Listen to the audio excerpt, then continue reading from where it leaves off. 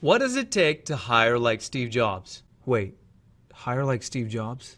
He was a visionary.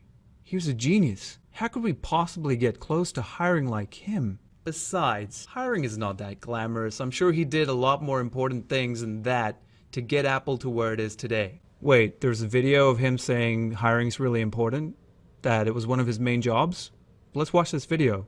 We wanted people that were insanely great at what they did, but we're not necessarily those seasoned professionals, but who had at the tips of their fingers and in their passion the latest understanding of where technology was and what we could do with that technology. So I consider the most important job of someone like myself is recruiting. Okay, so Mr. Jobs knew about the importance of hiring the right person.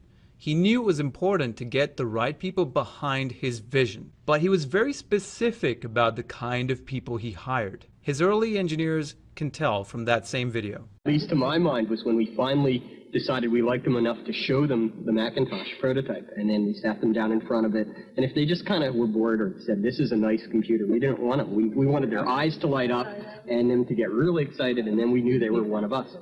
And everybody just wanted to work, not because it was work that had to be done, but it was because something that we really believed in. From their words, it's pretty clear they wanted to hire go-getters, the kind with a curious mind. Let's give them a label.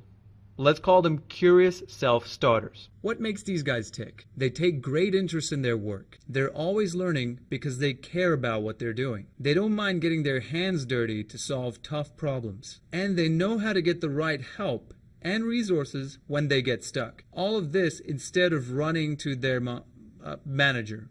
That sounds like a dream hire, right? But it's not easy to find these guys, the curious self-starters. A lot of people these days might say they fit the description. They might call themselves a self-starter, passionate about the work, or a passionate self-starter. But how do you work out if they really walk the walk? I've got two techniques for you.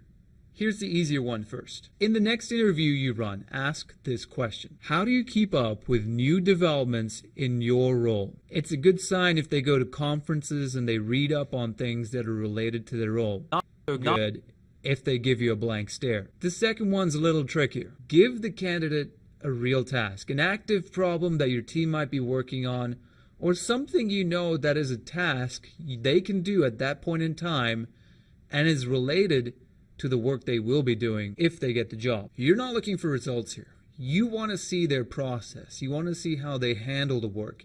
And you also want to see how committed they are to the work. It's a good sign if they look engaged. Even better if they use a solid process behind the whole thing. Not so great if they're sloppy throughout, or it's quite obvious that they're just going through the motions. You've now got two ways to uncover curious self-starters. It's no guarantee that you'll automatically start to hire like Steve Jobs, but it will get you a whole lot closer to hiring the right kind of person for your team.